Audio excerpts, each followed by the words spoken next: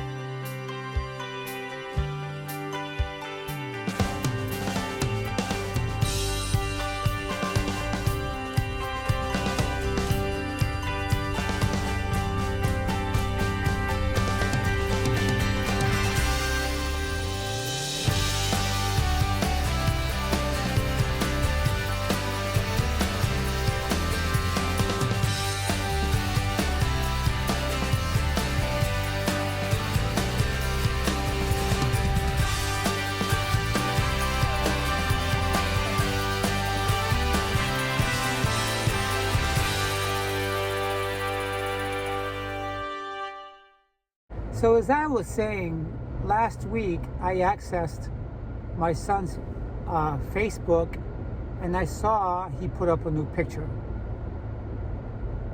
My son's about 5'9" or 5'10", around there. He's 27 years old. He's a good kid. He's never been in trouble with the law. He's a hardworking kid. And he has aspirations like most kids his age does. But as you know, I don't have a very strong relationship with him.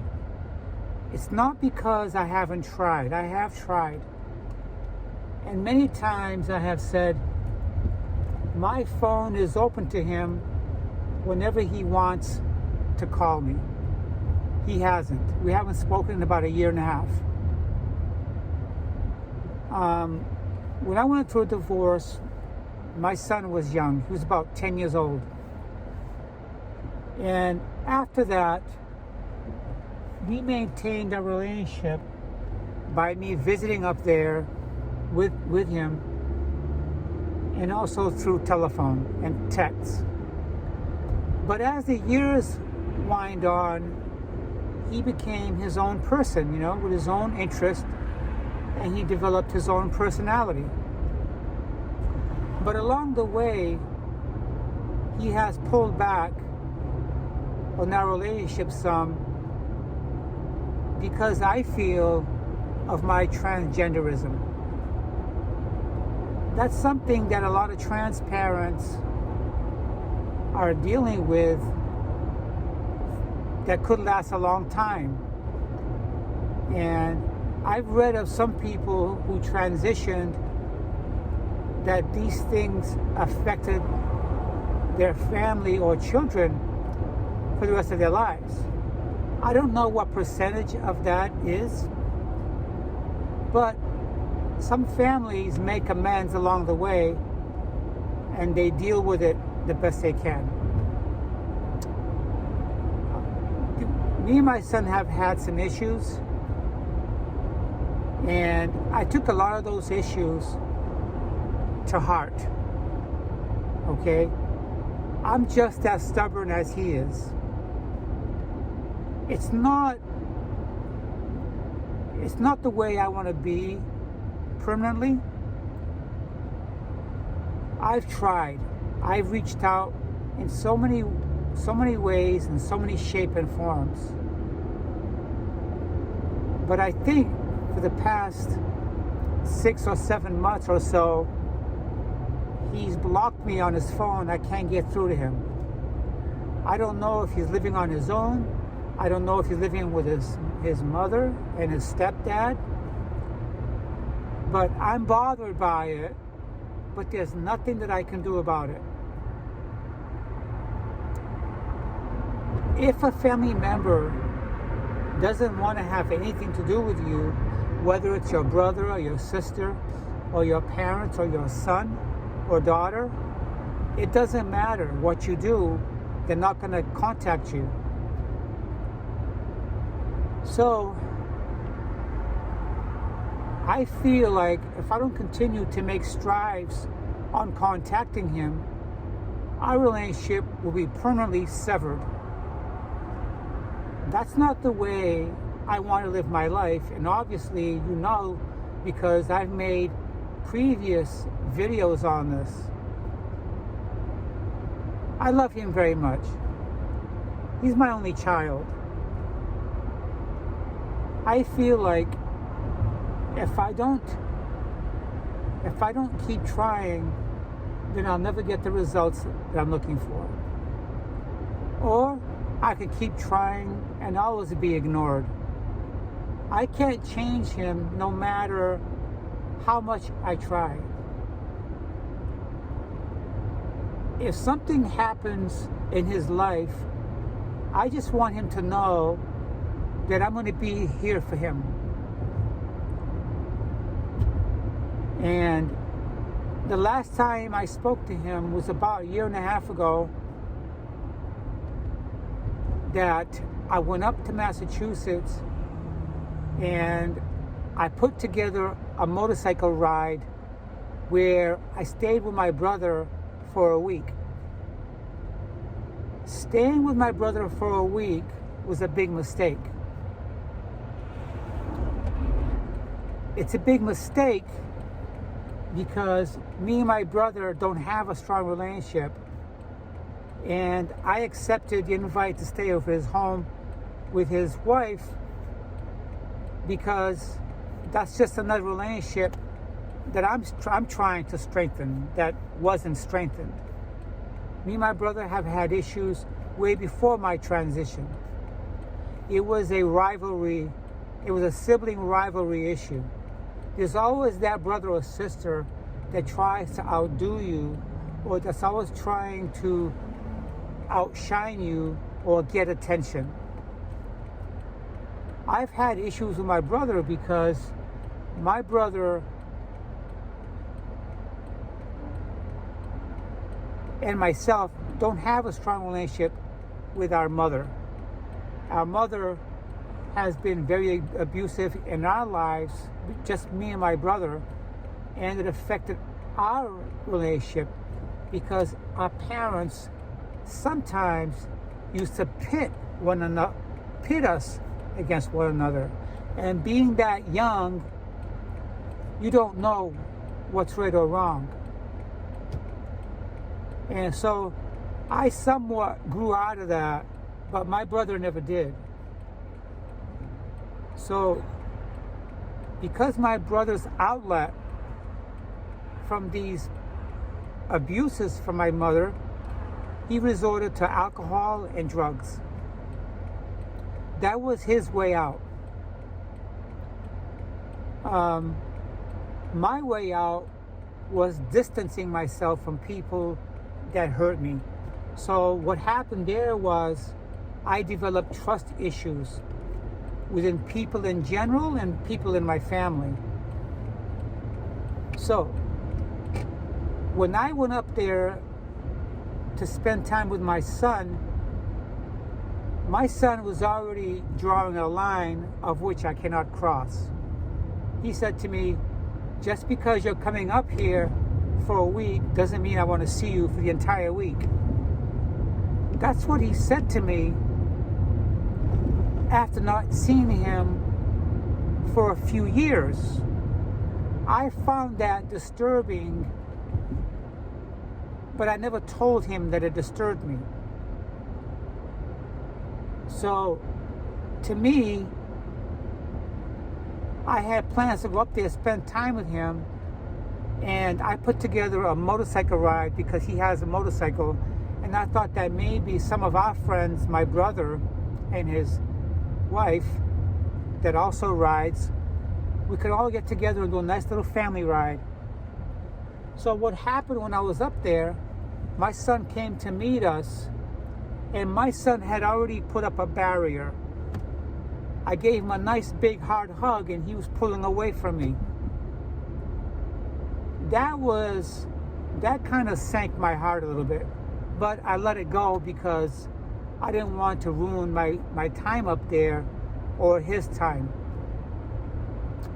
So anyways, before he met us for the ride at our designated area where we met, I had found out that he had moved. Him and his mom and stepdad had moved away and never told me that they had moved. Now, it's not important that they tell me they had moved because they don't have to check with me. The reason why it bothered me was because every Christmas and every birthday, I always send him a birthday card and a Christmas card. So a year before I saw him, he had already been living in a different home, because the following day after I arrived in Massachusetts, me, my brother, and our friends on our motorcycles went to his house to pick him up, and he wasn't there. We rang the doorbell and some people answered the door that I did not recognize. So immediately I said, I'm here for Everett. Is Everett here? And he said, I'm the new owner of the house and Everett doesn't live here anymore. And when this guy who lives there now told me that Everett had moved away almost a year ago, I was shocked because all that time has gone by and he never told me that he moved away. It was like a big secret. So anyways, when we met our son so we can go riding, I gave him a hug and he pulled away like he didn't want to hug me because he kept saying, okay, all right. So anyways, throughout the day that we rode our motorcycles, he pretty obviously was ignoring me, almost like he didn't want to have nothing to do with me.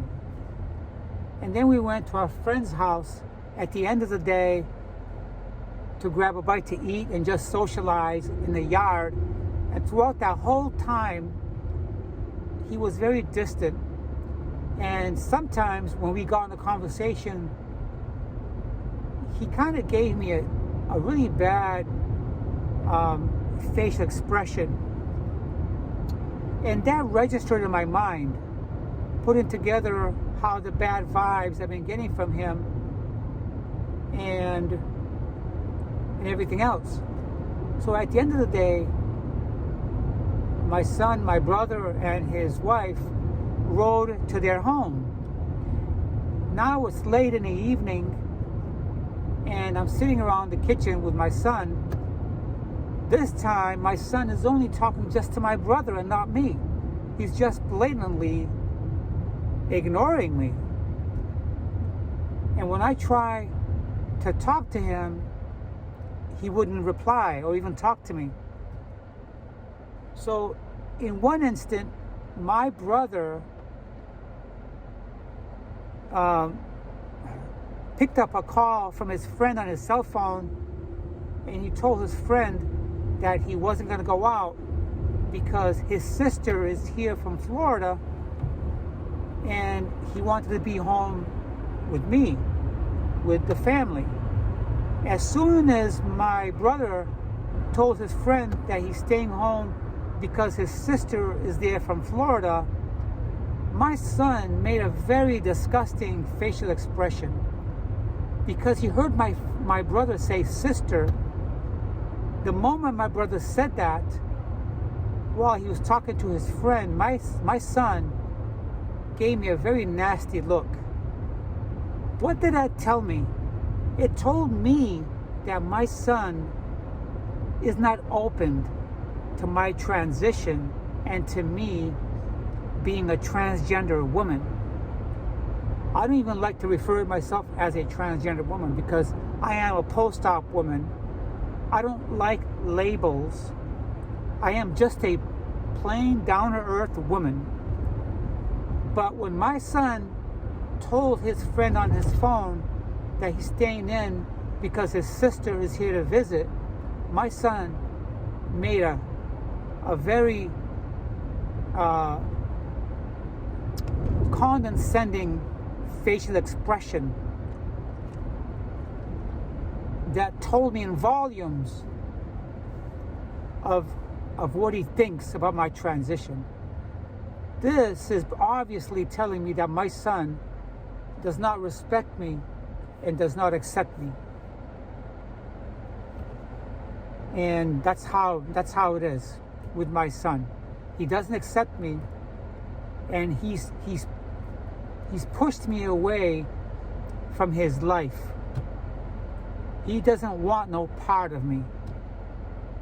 But yet, here I am, feeling guilty and feeling bad because of his choices in having me in his life. I really need you guys' opinion on this, because once more, I'm finding myself in a position where I'm trying to salvage me and my son's relationship. I've been in contact with realtors in Massachusetts, but a different county where I can find an affordable home to go live, and maybe one day he'll open up to me and accept me in his life. Because sometimes, quite frankly, I go into these deep thinking and I go through these emotions and I think about how his life is going to be with his future family, where he has children and his kids may never meet me because he never accepted me. Should I upend my life here to go take a chance to live my life in a different state and still give him a space, and to him and I coming together as family and putting these differences behind us? I don't know if it's worth it. He's 27 years old. He's getting older now, and I'm the only one who's trying to make a difference here.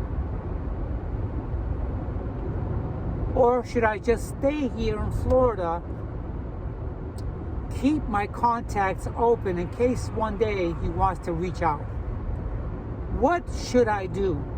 I don't want to talk about this with anybody else in my family, okay? I don't want to talk about this with anybody else in my family because I'm going to feel like I'm going around in circles with them, and I don't want to get them involved in this.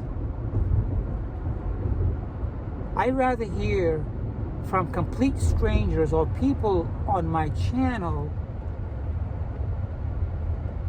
that could give me a good input or insight on this. What would you guys do if you were in my shoes? Should I up in my life to try to make a difference? Should I do something that may never happen just because?